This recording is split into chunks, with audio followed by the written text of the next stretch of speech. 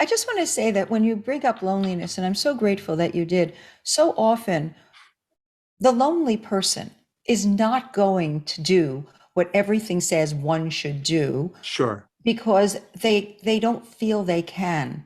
So what's important is for people in a community Hmm. to pay attention and notice, oh, it's a holiday. Maybe I'd like to ask this person to come because I know I know their children live far away. Mhm. Um, well, I don't know if I can because it's really just my family. And then we have all of this other stuff that gets in the way. But so often, our initial instinct to help someone, to offer friendship, to offer a hello Hmm. is what we need to do. So I always ask people, what is the kind thing to do at this moment?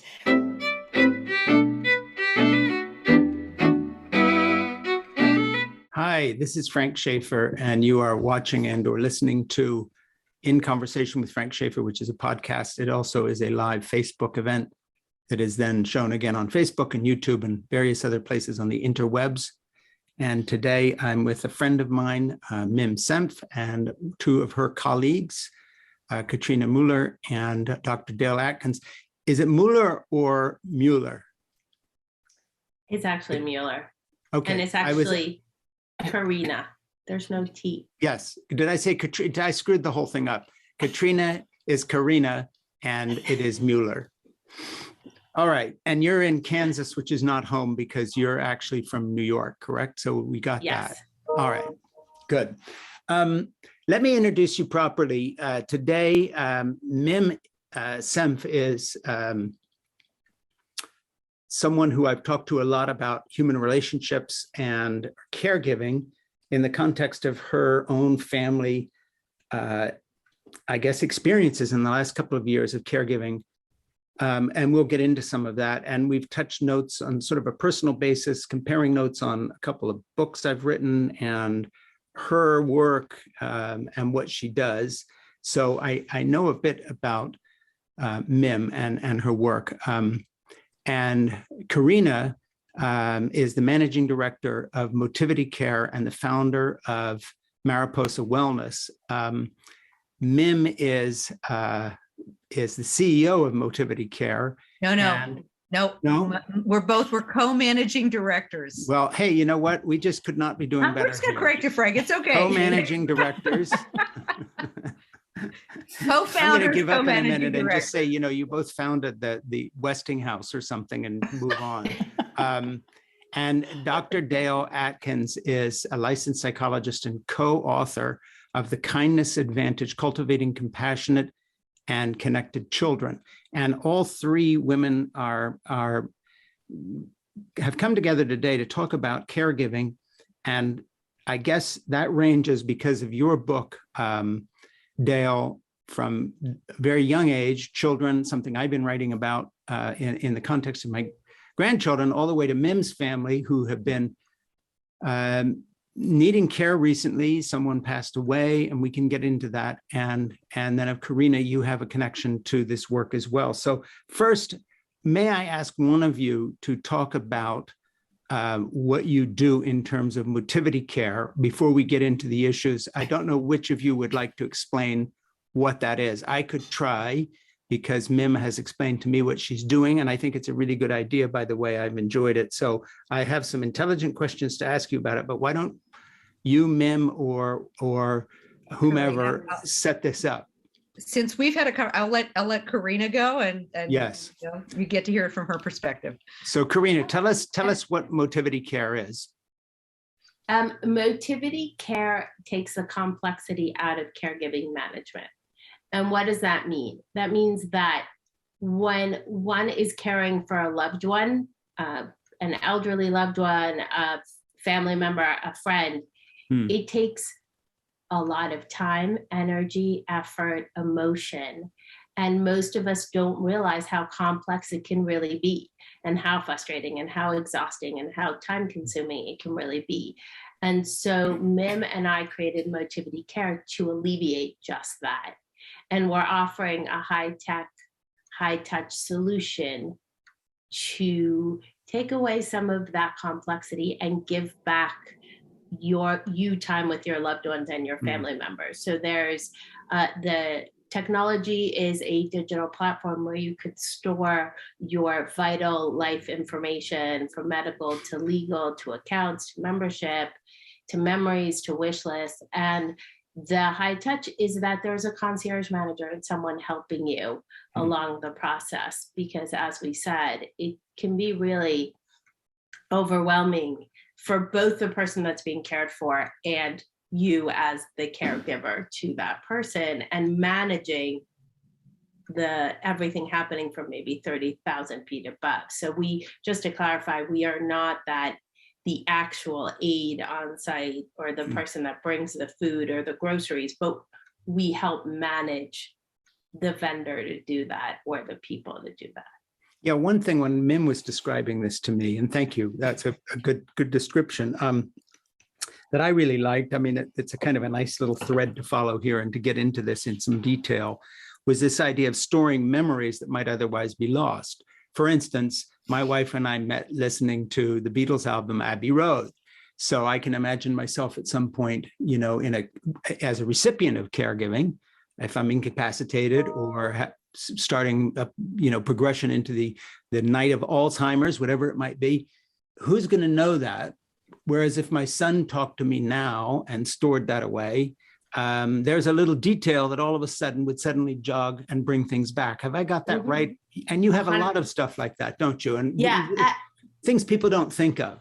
Yes, my favorite tile or box within our platform is the wish list, because I think that people don't think about certain wishes that they have that have really are not as legal as a will, right? Whether it's your favorite painting, Frank, that you want to leave one of your grandchildren, but it's not necessarily about a financial value to that painting. It's more a connection that you might have had with your grandchild and that painting, right?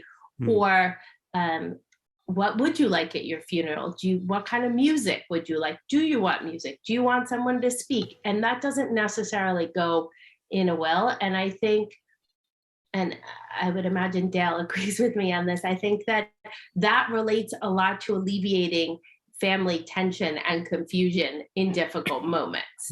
If you can tap into, well, these were, or these are this person's wish lists, maybe we should check in on that and have a conversation based on really what their wishes are or were. Because there's certain things that are occurring, again, that are beyond medical and legal that one may want to express and keep somewhere, and then you could have an easier conversation about it. Yeah, Karina, just a little more on that. Is this something where I could take, for instance, my smartphone and walk around my house and say, hey, here's a painting I'd like Lucy to have.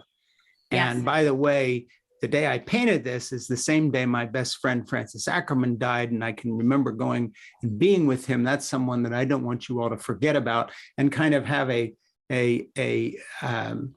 video component of this, and or on a phone or a recording, and that also would be stored as part of your information. Yeah, absolutely. So what we're offering is a desktop version as well as a mobile version.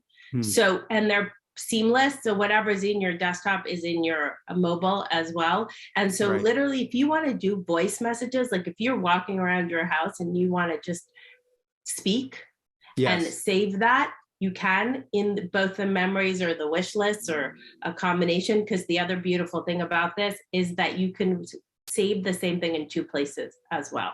Yeah, because for me, you know, I'm the kind of person that would not want to be sitting filling in forms in a formal way about memories and also things I like. That would be very off-putting to me if there was a way to make it more less formal, you know. And then I know that you guys also are helping people do sensible things like make a will and, you know, do some estate planning, all of which, by the way, as I told Mim, Jeannie and I did a few years ago, so we can tick a few boxes. But there's things people just don't get around to, and you kind of help maybe with the psychological barrier of almost thinking, well, I don't want to jinx the remainder of my life by getting into this, because I know some people just don't want to even think about dying, getting older. You have a very good and there seems to me, you've got to cross a certain kind of a barrier with people to even get them into this zone. It's like Right. behavioral economics, right? You have to help people to understand that the pain of going through this today is well worth it because Yes. it will alleviate a huge amount of pain. And I would say for most of us, if you have younger family members, if you have children, grandchildren, you don't want to make life harder for them Right. after you're gone. So when you do this, and why we have this personal touch, to your point, right? We're not going to just hand you something. We have this concierge approach because we know these are tough decisions, and we come from more of a coaching, health coaching, life coaching perspective. Break it into digestible chunks, but it's personalized for you, because what's Yes. important to you, Frank, and just listening to you talk about this is really exciting to me, because it is true. I think about, what if I could still hear my grandmother's voice, right? This is what we can give for future generations. That's the heart piece. But the practical pieces of, is my will up to date? Am I keeping it up to date? If a grandchild is born, if my emergency contact, my next door neighbor who watches the house if we're not here, all of these things sound kind of mundane, but the truth is, in an emergency situation, this is what saves people's time. And this is what gives you that time to be with the person going through the emergency, because you have everything you need. Well, including specifics on when you would like to have a do not resuscitate order or something like that, and who you are going to put in charge of your fate when you're unconscious and on a ventilator somewhere. Yep, exactly. I mean, these are tough things. Dale, let me just bring you in because given that you're a licensed psychologist and you write on kindness advantage, cultivating compassionate and connected children, part of that, I guess, is having some skill at broaching subjects which perhaps are a little difficult sometimes, or talking about things honestly with people. So I think there's a bridge there between what Karina and Mim are talking about, and honest conversation with people of all ages about grieving, death, sickness, illness, and the need for caregiving. One of the things that I've tried to do with my grandchildren, just as a starting point for you, if you want to riff off this, is not have this kind of generational barrier. I can honestly say that some of my 8-year-old Nora's best friends, people she knows well, are people in their 70s, 80s, and 90s. And not family members, people in other contexts that she has a real relationship with. So I've always found that very healthy. So when it comes to caregiving, maybe part of the solution here is a real intergenerational connection instead of these watertight compartments we put everybody in. Well, I totally agree with you. And just to make the arc a little wider, this book about kindness is actually my 7th book, and the ones prior had to do with caring for aging parents. And I write a lot about and do a lot of work in the Alzheimer's space, and in places where people find themselves talking about having conversations that they are resistant to, as you alluded to, and as Karina and Mim said. But really, it's not just one conversation, and I love what you said about the intergenerational, not just family, but community, because I recently lost my mom, whose messages I've saved and can listen to her anytime. And I was so touched. My mother died at almost 98, very blessed to have her fully functioning. And so many of her friends, most of her friends, because her peers were no longer here, were of all ages, and everybody had a memory of her that they share and continue to share. I think what's important, and to go back to when you were talking about your painting that you painted when Francis Ackerman died, and that was something that you want your children and your grandchildren to know, who was this person and why was this person important to me? These are the stories, the music. When you're listening to the Abbey Road album, you are going to have memories ignited in you, even if you are becoming demented, because one of the things we know is that the music space in our brain, that part of our brain, will light up, not only when we are not able to perhaps be as fluent and as responsive with other areas of our brain, or language in particular, or recognizing people or accessing certain memories, but we may not be able to talk, but we can sing along with the songs in Abbey Road. And we can also, that may even trigger, research is showing us, that not only will we know the words, but then we'll remember, you know, I met your mom, I met your grandma at this concert or whatever. And then that opens up apertures that without these kind of stimuli, we think are closed. The same is true with our sense of smell. I mean, it's important for people to know what kind of scents are good for you. I certainly don't want to give my son, for instance, a lavender scent, even though it's my favorite, because he's allergic to lavender. It's important that someone know that.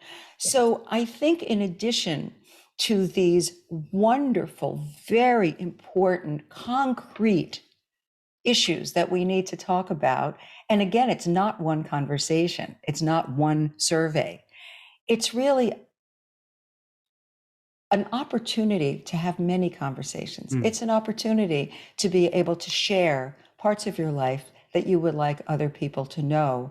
And I think what's important, and Karina, you said this so beautifully, when people are not overburdened by all of these things that need to be done, often in the last minute, which is what Motivity is trying to prevent, they can be present to the feelings they have and the experience of their loved one, whether it's a child, whether it's their parent, whether it's a sibling or a friend.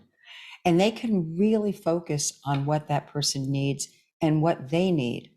And that is almost like a miracle because all the other stuff is taken care of. So you can take a breath and you can just be present, which then leads to another conversation, which is how are you in the relationship with this person? You know, and what's where's your unfinished business and what Yes. do you need to do?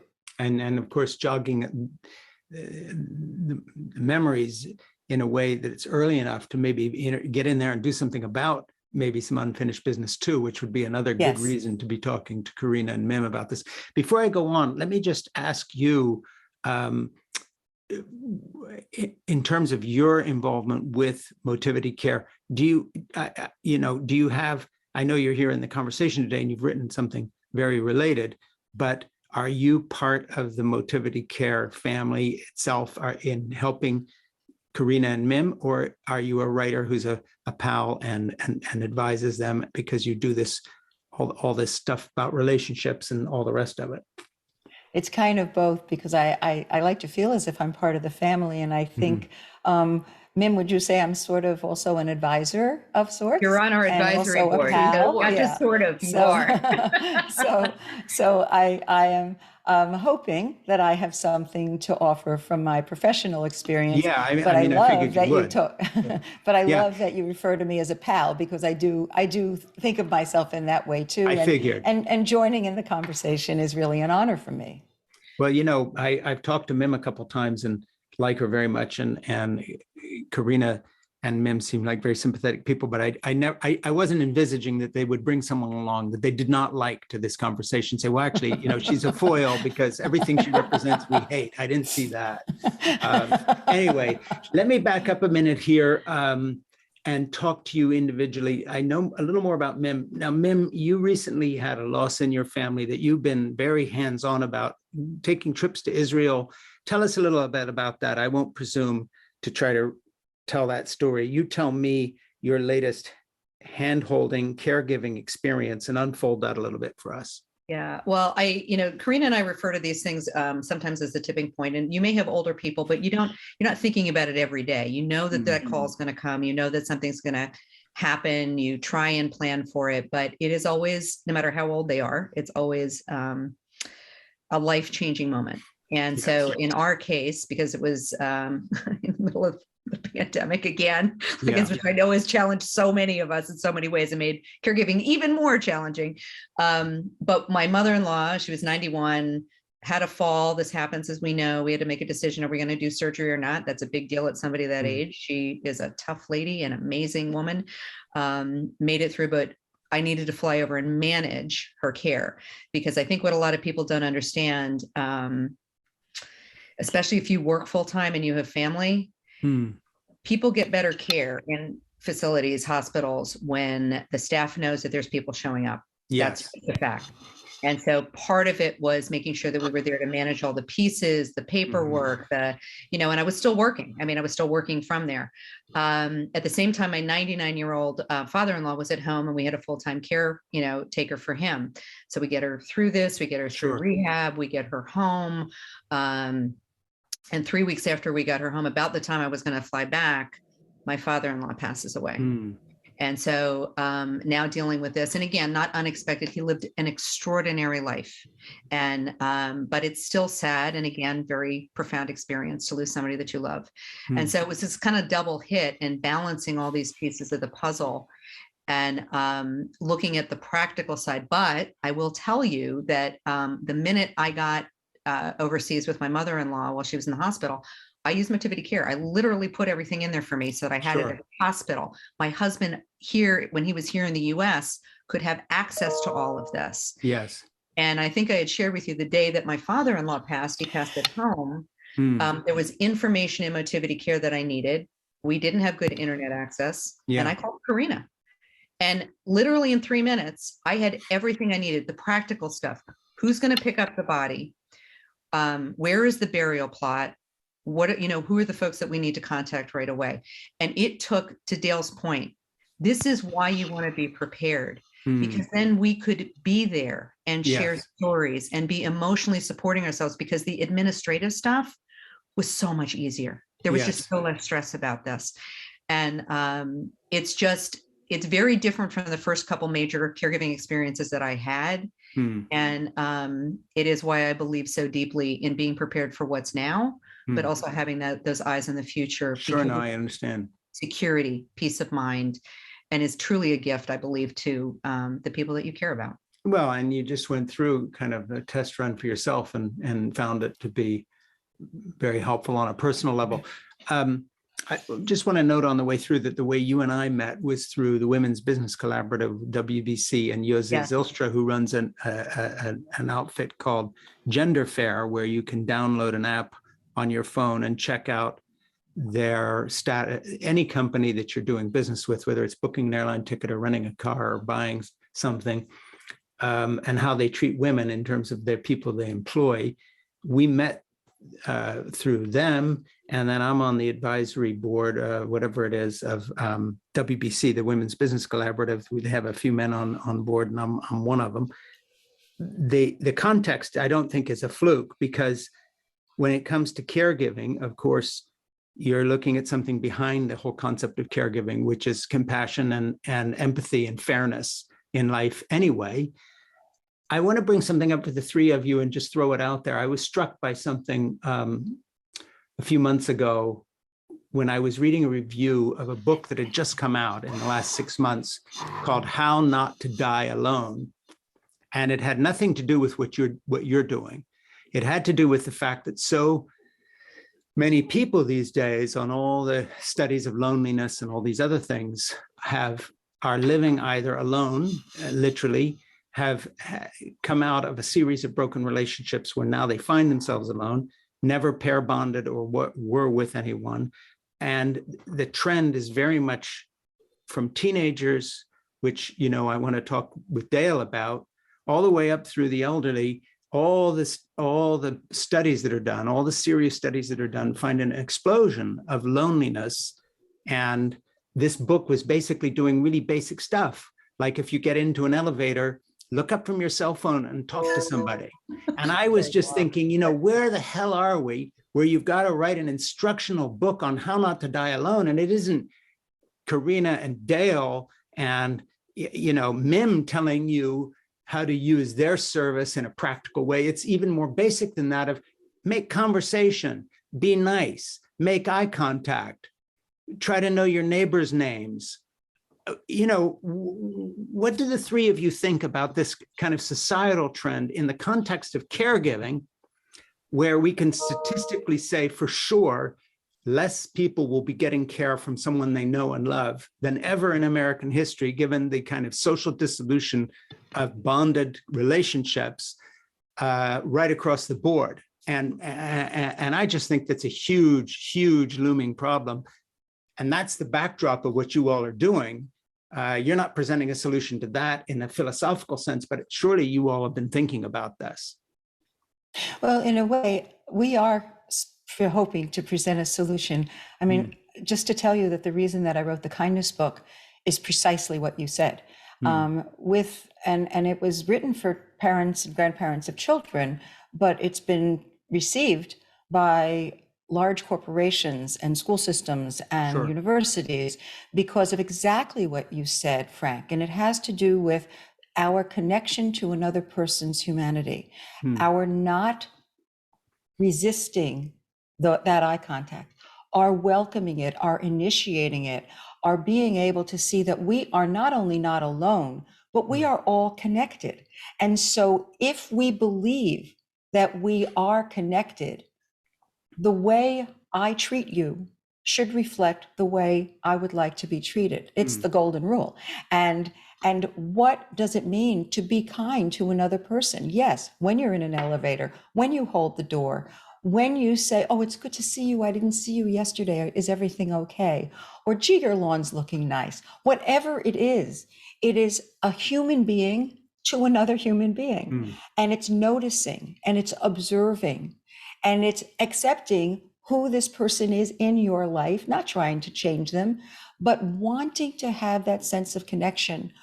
This, what you were speaking about prior about loneliness was happening before COVID. Sure. Oh yeah. This was on the rise, as was an increase in depression, anxiety, but loneliness. I mean, I was doing programs in loneliness before COVID. During COVID, it exploded. And people then were also more anxious, more concerned, living in the unknown, all of these things that we know about COVID. And people were also frightened. So there was this, and then there was the divisiveness in the country, so that if someone believed something different from you, I couldn't talk to them. So it was like an explosion in fireworks. I think what we need to pay attention to is to really unpack it and to say, what are basic human needs? The most basic human need that we have is to connect with another human being. Yeah, to connect with you're talking to the converted here, and I've written on the subject. Karina, let me bring you in for a moment. Yeah, well, it's a thing, it's my thing. For the last 6 years, I've been writing a book about this. But let me just bring Karina in a second. I want to ask you something, and I'll throw this out, and it's not a loaded question. I genuinely want to know what you think. It's going to sound like it's loaded, but it's not.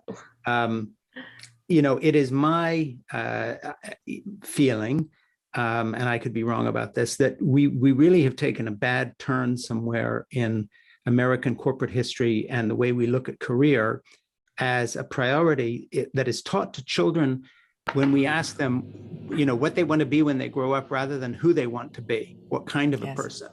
And so we tell people from kindergarten on that the aim of life is somehow to pass the next test, get into the swanky university, get the great career. Then maybe after you've got all that going and a lot of money and you've moved around 10 times and you've chased this, whatever this big fancy thing is you're doing, maybe you'll have time to fall in love or have a child, or if you don't want to have children, that's fine, but maybe you'll then have time to have friendships and relationships. And it seems we've flipped it and we've put human connection on all levels second to commerce and career. And I think there's a big problem in that. And let me just ask the three of you, maybe start Karina, how do you react to what I've just said? And by the way, I am not here as a white 70-year-old who's married and has grandchildren pitching my life as the ultimate ideal. I'm talking about whether you're gay, straight, non-binary, whomever, whether you want children or not, have no children, divorce, doesn't matter. If you're living in a world in which career and achievement are defined as human success rather than the quality of your relationships, I think you're on a path to loneliness and sorrow at some point. And so, okay, end of my little sermon. Karina, what do you think about that? I think you are 100% correct, but I'm going to bring in a slightly different perspective. So I don't know if, I think Dale knows this, but and obviously Mim does, but I don't know if Mim told you, but I'm originally from South America. So I'm originally from Argentina. My mother's from Argentina, my father from Uruguay, and I was born in Buenos Aires.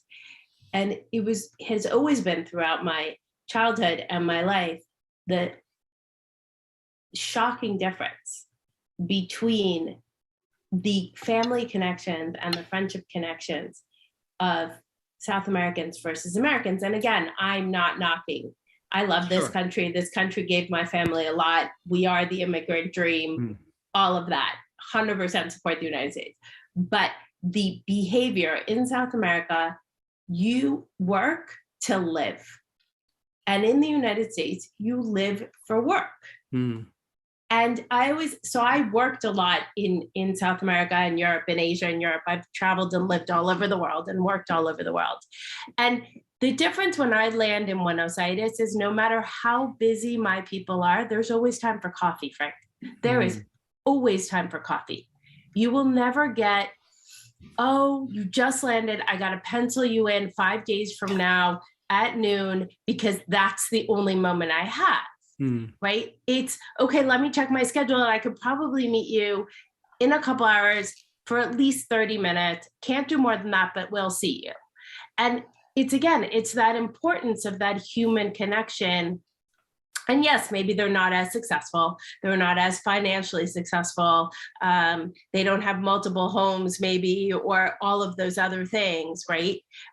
But there is much more of, okay, where is that human connection coming in?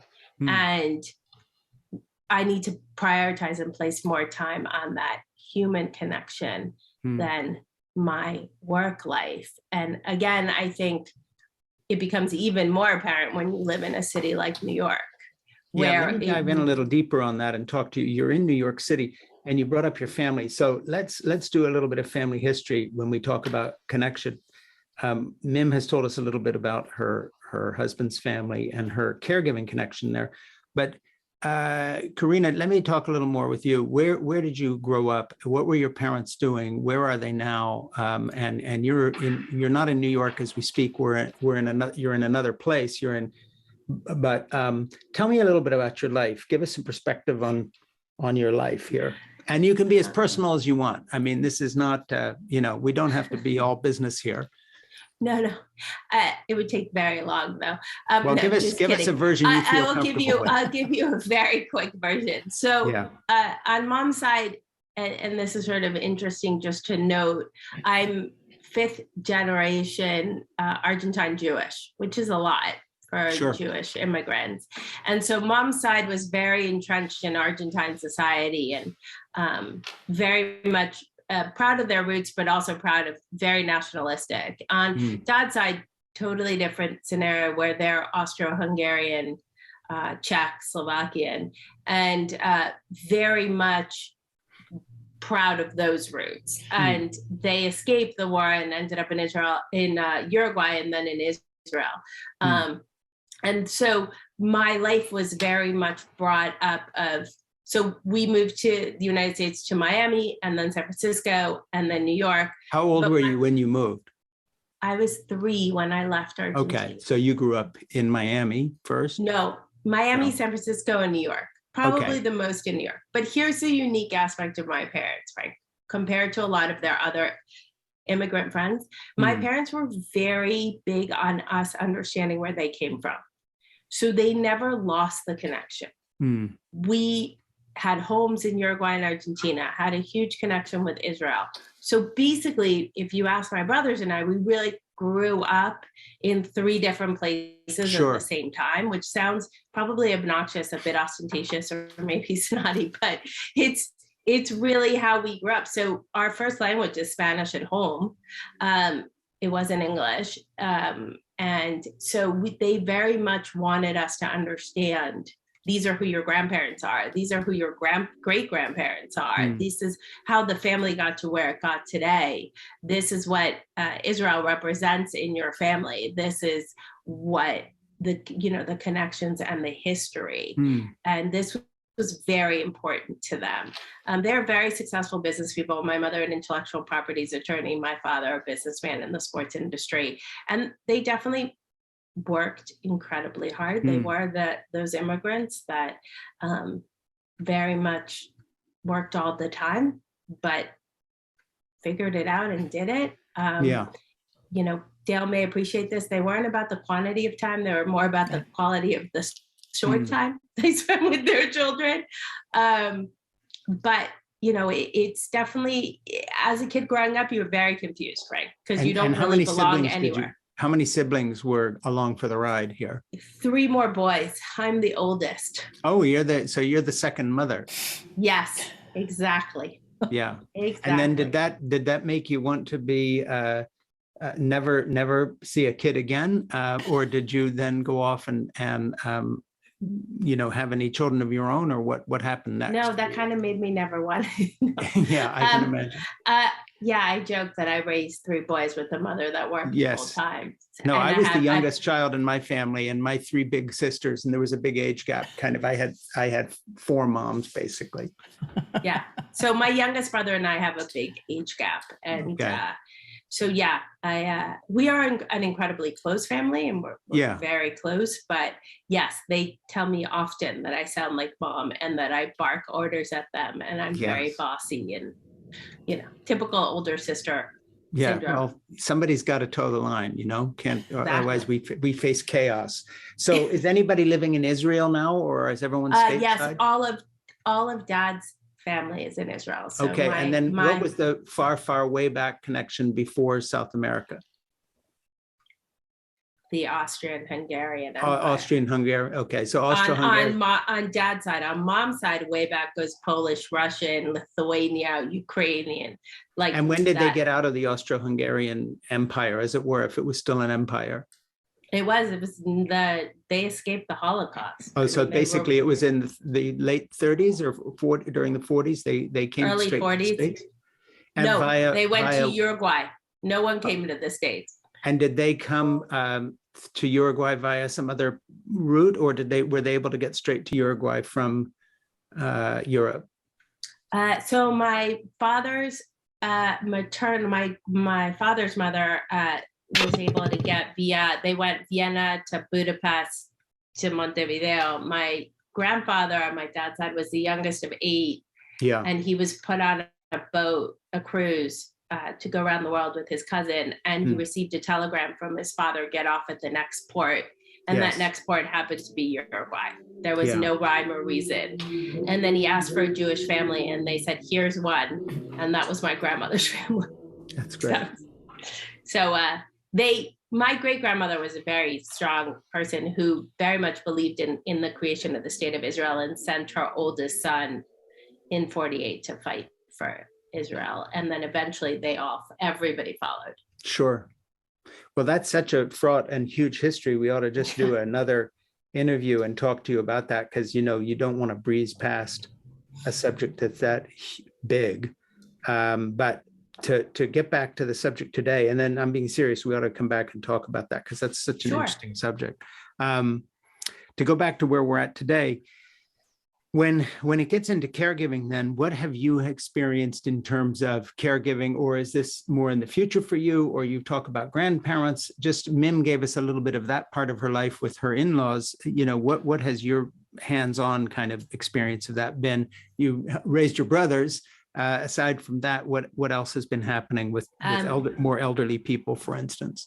I was very close to my grandparents in Buenos Aires in Argentina, and I also spent a lot of time working there. So I basically took care of both my grandparents until they passed in Buenos Aires. And then my parents, the last couple of years have been very rough with different illnesses and things. And I think that's what truly brought Mim and I together, is being each other's confidants and resources through some really difficult times for both of us in having family members be very sick. Did you meet in Israel or here in the States? Where did you meet Mim? No, Mim and I met in New York. We've known each other for years and had done strategic alliances and conferences together and events together and speaking engagements like this together. And we've just been friends. And it just happened that through COVID, we grew closer, where we sort of were each other's support systems and said, let's create a better way to do this. And that's how Motivity, we literally, Frank, had an aha moment in March of 21 going, we can do this better. And we launched in April of 2021 because we really believe we can do this better for people. let me reintroduce you all. This is Frank Schaeffer. You are listening to or watching In Conversation with Frank Schaeffer, which is a podcast. And if you like it, please like it in the interweb sense of liking it, wherever you're seeing it, to help us out. My guests today are Mim Senft and Dr. Dale Atkins and Karina Muller. They together are involved with a project called Motivity Care, which is, we've been talking about earlier. And if you missed some of that, please go back and listen. By the way, anybody who wants to get in touch with you all, we're going to put links everywhere this is, so that people can find you and ask you more things or take advantage of the services you're offering. So let me now go back to you, Mim, and talk about the whole caregiving aspect that we sort of brought up philosophically with the kind of separation of the generations, but also the idea that relationships, at least in the US, you know, Karina was mentioning how much stronger family bonds are, friendship bonds and so forth, where in her background. But here in the US, you know, one of the things that shocked me when I was writing on this subject myself, in my book, Fall in Love, Have Children, Stay Put, Save the Planet, Be Happy, was when you read the statistics of how many times Americans move in their life, usually chasing another job. You know, just take that in terms of breeding a rootlessness, which means that, you know, chances are when the shit hits the fan, either of old age or anything else happens, you are alone, just from the point, by virtue of the fact you've moved so many times, that families on one side of the country, friends are where you left them, whatever that place was. You probably don't know who your neighbors are. Let's talk a little bit about what I think of as the pathology of loneliness when it comes to choices we make, and people may be watching this, think about making, that it's not really just all about the money, but that if you don't have a certain number of relationships in your life to count on, you know, this isn't a smart position to put yourself in. And I would guess that some of what you're doing with the kindness advantage, cultivating compassion and connected children, you know, you use the word connected there. This has to also impact parental life choices about how many times, I'm not talking about military families where the job necessitates moving from base to base, but outside of that, you know, this idea that somehow we are as rootless as we have become physically, it can't all just be repaired by a Zoom call once a week. Let just, you know, Dale, dive in here, or Karina, or all of us. Let's talk about the physical reality of how separated we've made ourselves from everybody we know again and again and again. And I think that's very true. I want to go back to something you said before, Frank, when you were talking with Karina, and she said, you know, that they may not be as financially successful. And what I was saying, but they're probably happier, because the research really does show that when people do have these reliable connections and they see people in person, touch them, have the coffee, which was one of the problems with COVID, one of the many, that there really is this reinforcing, and it changes our brain. When we feel that connection, there, you know, there's a release of endorphins. There are all kinds of wonderful hormones that are changing our brain and making us feel good about ourselves and wanting to have that connection. That's the first thing. The second thing, when you were talking about, you know, differences, there are many groups in the United States who are committed to maintaining their connections, even when they're not living near each other. There are, I mean, when I was growing up, I grew up in suburban New Jersey, and we had a very large extended family, and we had two sides, cousins clubs, and the cousins clubs would meet once a month. So every month we saw the extended cousins on my mother's side and my father's side, and then as we got older, we put them all together. And I think what's important is, how do you prioritize the engagement with people as much as you can in person? And there are many families who really will have their, you know, their 4th of July together, and they stay connected. But your point about, particularly when people are older, being alone, living alone, so much for so many people, often men, was their entire life and identity was around their career, around their job. And they didn't necessarily nurture other kinds of friendships or engagements. Younger men are doing that now, But older men, this whole boomer generation, it's Yeah. a real problem. And it's also the problem for women of that generation who may have friends, dear friends, but are caregiving for someone almost full time and don't have the energy or also the self-confidence to be able to go out and take care of herself and see a friend because she feels guilty that she might be leaving this person in someone else's care. It's a web, and that's a wonderful conversation. But really, to your point, with the children, instead of saying, what did you get on your math test today as the first question, how about who was kind to you today? Yeah. Or how did you feel when someone was kind to you? Or were you kind to someone? And that you keep track, that's part of your conversation at home, that you stop on your way home and you might be a little late because you helped someone on the side of the road. And that's the first story you tell when you come in the house, that's important. This is a value for us in our family, that we are people who care about each other and who are interested in each other. And that is the secret sauce from when children are very, very young. We have magnificent research studies about kids 3 months old, 6 months old, 9 months old, who really are registering the seeds of empathy and the seeds of compassion when they hear someone in distress. So I think that this is not a lost cause. This is, how do we nurture what's already there?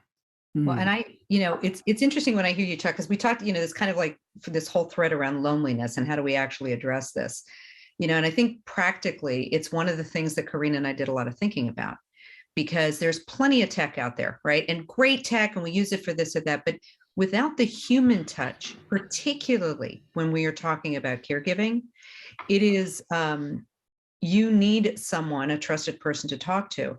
And so this is something that we very seriously thought about.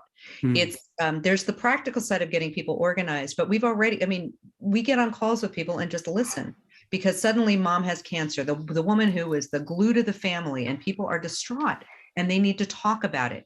And no app, I'm sorry, but it's true. There is no real app out there that can substitute for a human being, because, as Dale has pointed out, the science is there for thousands and thousands of years. Our health and well-being, our mental health and well-being, is built on social connection. Yes. And so I love, Frank, that all of us, I think all of us, have this deep sense of, we want to be successful, we want to be out in the world, but what makes our lives the richest is to have those folks. Now, unlike some of your stories, like, we moved around a lot when I was a kid. Sure. And I can tell you that now, the house I live in right now is the longest I have lived anywhere in my entire life. But we've been here now for 17 years, which I'm very proud of. But we've actively built relationships. And every time we've talked about, oh, should we go here or go there? But there's this side of me that says, it's not about the place, it's about the people that I have around us, And like Karina, we are very close to our family in Israel. We're very close to our friends and family here.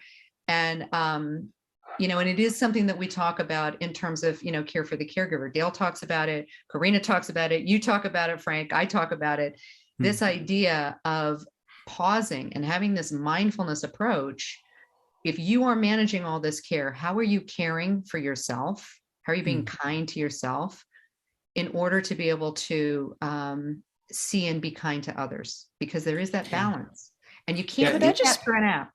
Could I just throw in one thing? Thank you. Yes. I just want to say that when you bring up loneliness, and I'm so grateful that you did, so often the lonely person is not going to do what everything says one should do. Sure. Because they don't feel they can. So what's important is for people in a community to pay attention and notice, oh, it's a holiday. Maybe I'd like to ask this person to come because I know I know their children live far away. Well, I don't know if I can because it's really just my family. And then we have all of this other stuff that gets in the way. But so often our initial instinct to help someone, to offer friendship, to offer a hello is what we need to do. So I always ask people, what is the kind thing to do at this moment? And it's not waiting for the lonely person to reach you. It's for you to reach out to someone who may be alone.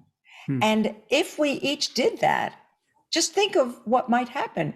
You could have a tea with somebody. You could say, oh, I noticed that you were doing this. I like that too. Or whatever it is. There's so much, and it's so rich, but we think often people like to be by themselves. Some people do, but generally not all the time, and particularly not when we're much older. We need people to listen to our stories. I'm going to give a very personal example. So people think that New Yorkers, it's funny, one of the reasons I love New York so much is because I think it's the city of displaced people and confused people like me. So, people are, there is definitely the relating back, Fred, to what you said of the American dream. If I can make it in New York, I can make it anywhere, right? But a lot of times people's families and where they grew up is very far away, right? And even if they have family or they're married or they have kids, their extended family is very far away. And COVID showed, so I live alone and, my whole family was in New York. Now they're all over the place. And I received a phone call from one of my dear friends who would call me every day and say, okay, I'm in front of your building and we're going for a walk. And now she's married and has children in their 20s and she has her husband, whatever, but she was like, I don't ever want you to feel alone. Sure. And to Dale's point, I never called her friend. I never said, Mindy, let's go for a walk. Mindy just sensed, all right, I'm not going to leave Karina alone, even though I have my husband and my kids and my extended family in New York. And so I always say that New Yorkers become your true friends in New York, become your family. There is very much that sense of, I need to touch base with this person, or what is the connection with this person? Because there are so many of us that our families are spread all over the world, but we're choosing to live in New York. Yeah, very much so. I would follow that up with the theme of this, which is caregivers. The people who need the most care are caregivers. And I will share with you that when my mother was taking care of my dad, who had Alzheimer's, early Alzheimer's, she had one friend who her whole life I thought was, I don't know, I never really understood the friendship, but that was her one friend who called her every single morning to check in. And my dad was sick for 13 years. And for 13 years, every single morning of my mother's time, until my dad passed away, she got a call from her friend Nancy. And at my mother's funeral, Nancy was still alive. And it was remarkable to me to be able to just notice this woman who presented in one way and who actually lived another way. And I never knew that she called her every day until like a year in or something like that. And because she always got the call from Nancy. And again, each of us can do one thing to help someone who may be lonely. Now, someone would say, oh, but she's so busy, she's taking care of her husband. But she needed someone who knew her outside of her role as caregiver, who could really listen to her and just let her know that she was still remembered and loved.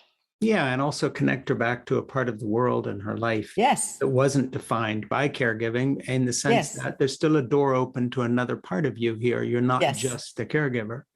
I know, that's so important. Let me just change this up for a minute here and throw something else out. It seems to me in the caregiving line, there are these big roles in caregiving, but an idea that I've had over the years and tried to practice a little bit is this, that sometimes our most important conversations and connections are the ones we think of as casual connections.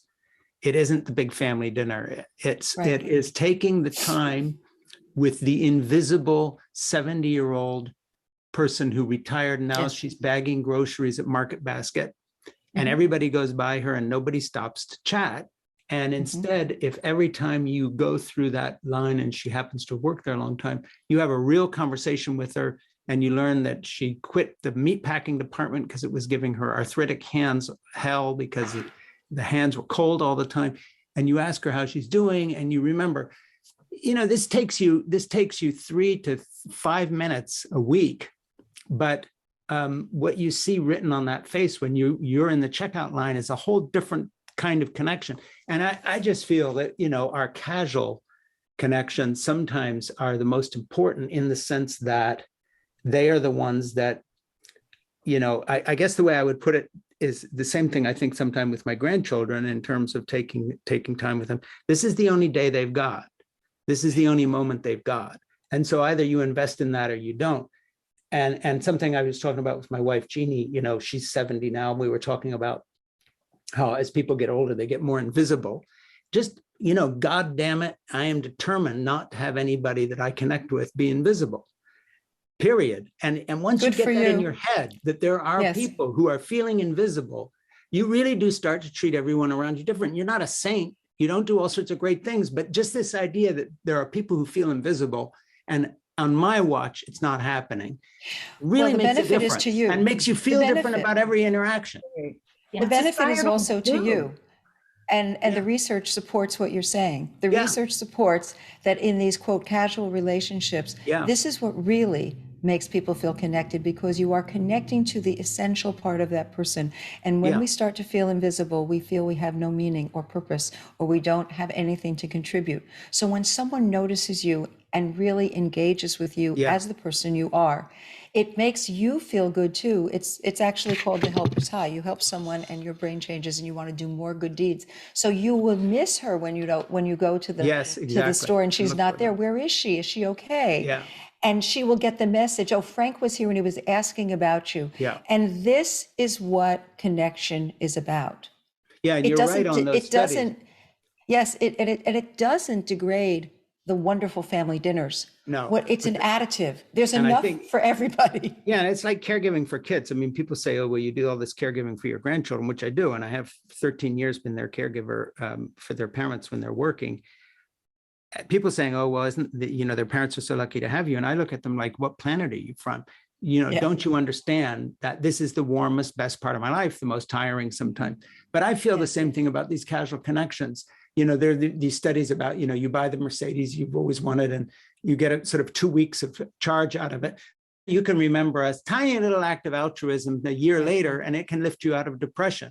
So this is a kind of a selfish altruism. It's a smart altruism. It isn't like you're doing good deeds and suffering. It's the other way around. You actually have, if you want to walk out of a shopping market parking lot feeling happy, have had a conversation with someone who just suddenly felt less invisible. You for the rest of the day, Yes. you're going to feel like you did something. Yeah. It's interesting Because though, you when did.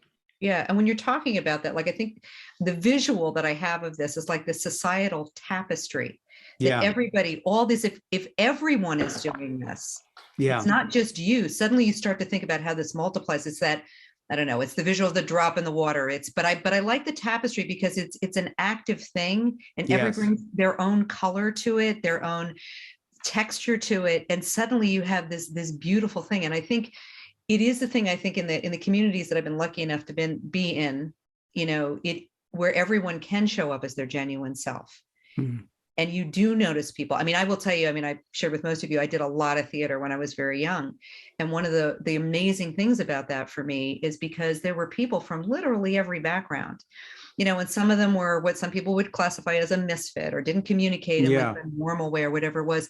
But it was a safe and warm and welcoming space. And it taught me personally a lot. Sure. About, to your point, Dale, how do you welcome somebody new in? And we all made a point of doing that. Like somebody new comes in, what can they do? Are they really good at props? Can we get them on stage? Maybe they hate stage. They don't want to do that, But I think about the same kind of context, but it applies to exactly what you said about going into a grocery store, because you actually brought up this woman that I've seen there multiple times, the older woman. You're 100% right.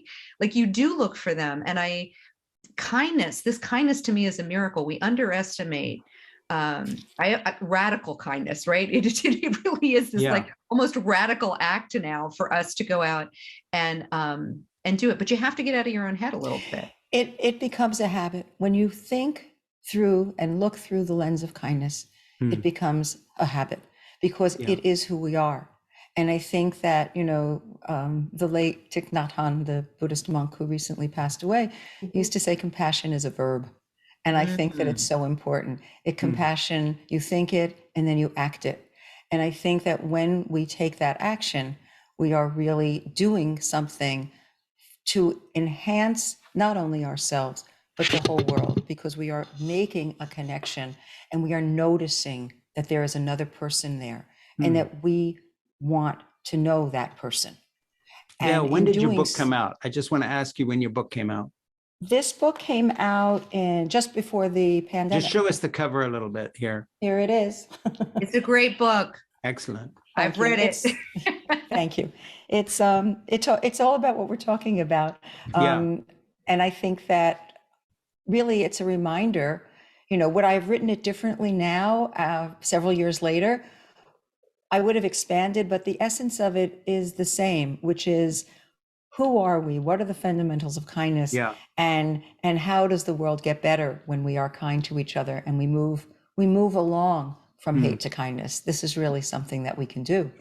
Yes, just remind people that we're talking about the kindness advantage, cultivating compassion, compassionate, and just get it right here, connected children. But of course, it's also a way to connect with adults, because the principles apply across the board. So it's, you almost call it, you could call it compassionate, connected people. Yeah, because it isn't just kids. But no, I hope folks get hold of that book and read it. Let me just review here. This was in conversation with Frank Schaeffer, and my guests are Mim Senft and Karina Muller and Dale Atkins. They are all involved together with an incredible idea, which I just hope people follow up and connect with. We're going to put all the links in here. It really is a no-brainer and mirrors my own experience of life in terms of things that are really needed. And that is to prepare for loss and to help take care of people before they go by finding out what really makes them tick. So this idea that you have in Motivity Care is really amazing to me. I'm surprised someone hasn't already done this, so well done. You've come up with something really great. I hope it goes well. We should talk again. We should have another little caregiving seminar on a regular basis here. I think which would be a nice feature of our podcast. Let me finish up with asking each of you, is there something that you were hoping that we would cover today and we have not brought up because I have failed miserably as an interviewer once again, or have we covered it? But Mim, let's just start with you. Is there something you would have liked to be asked and you'd now like to talk about a little bit before we move on? I think this was a great conversation. I just want to say thank you, Frank, for inviting all of us. But sure. I think what would be really interesting is diving a little deeper into the intergenerational discussion around this, because we touched on a little bit, but I think that is, it ties into the loneliness piece, but and your book, Dale's book, what Karina and I believe, that would be the one thing I would say that maybe we can save for another conversation. Well, we should do that. And, if the three of you have a chance to look through, I know you have, Mim, because we've talked about it at length, but it might be an interesting thing to sort of do a little book clubby thing on. If we did a discussion of Dale's book, The Kindness Advantage, Cultivating Compassionate and Connected Children. And this is not forcing square pegs through round holes. This is actually really connected, because Fall in Love, Have Children, Stay Put, Save the Planet, Be Happy is a really good fit. If you were doing a book club, and those were the two books you did, and then you brought all of this little group here to answer questions. Well, and Frank, I think you're underselling yourself here, because as you know, I've read your book and I've read Dale's book, and I can say that they are incredible companion books. I think they are too. I also read your book and I think it's wonderful. Thank you. I think that they are very complimentary. It's a lovely thought. I think that Mim's idea about the intergeneration is magnificent. I would, and I'm so grateful, and you covered so much. We covered a lot. I think that the thing that I would like to explore more is, how does mindfulness and being present in the very moment that you're in, why is that so important for caregivers who often live in the past? Oh God, that's gone, it'll never happen again. Or, oh no, I can't bear the future. And so that when we can integrate into our weave, to use your commentary about tapestry, Mim, our weave is, we have this past, We are in this present, and the way that we live in this present will determine the future. And so for caregivers who can get stuck so easily, understandably, in one or the other, and then the present, they're not in the present, and they're and the temporariness of all that happens with caregiving. I think that would be so helpful to people as they approach their role as care partner with the person who they're taking care of.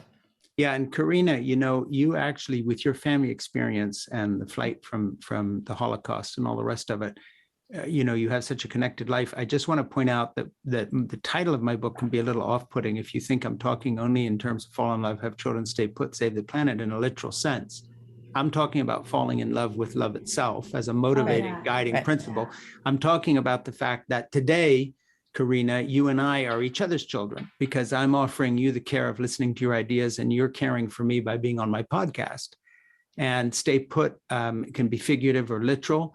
And of course, if you see everybody in your life as a child, you are a caregiver, rather than as a bunch of adults that can take care of themselves. We're all kids, and then it changes the way you live, and then of course you are also saving the planet. So I think, we could do, in all seriousness, we could do a little book club thing if we could find a couple people to read the two books back to back, and then get the three of us on to have a wide-ranging discussion on intergenerational connection, and then make the discussion intergenerational. Maybe have a couple kids, a couple teenagers, a couple older people, and a couple invisible people, self-identified invisible. We could have a really nice panel. Maybe Ernie, my producer, can put this together. Like he needs another project like A Hole in the Head, but Ernie's is an indestructible. But Ernie can do everything, right? Ernie can do everything. I would just like to add one more word that relates to all three of you, and the book writing and the weaving and the being mindful and present is communication and the power of words.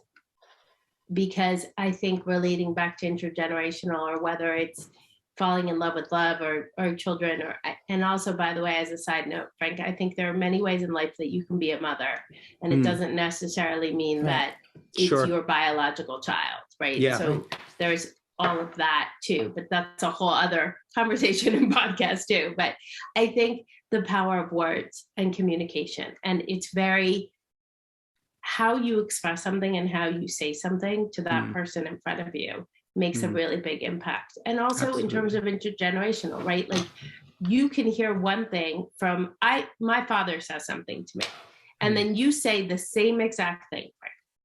And I will take it in 180 different degrees from you versus my father, right?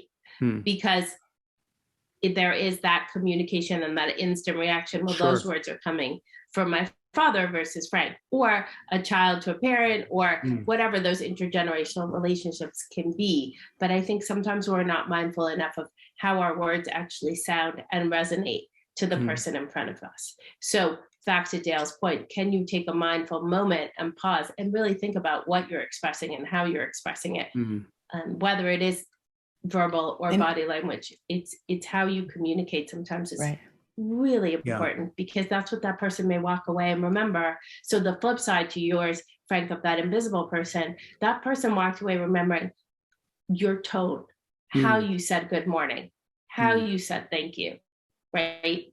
And that's what stayed with them. Yes, and that whole idea of it, what's remembered is not what you said, but how you made the person feel. Right. Yeah, which is a good place to wrap this up, because that's what we're all talking about. So, Mim, Karina, and Dale, thank you so much. And anybody who watches this or listens to it, all the links are there, all the names are there, who everybody else is there, and not dependent upon my failing ability to read small type on a screen without putting my reading glasses on and trying to be cool, and I'm pushing 70 and I still don't want to do this.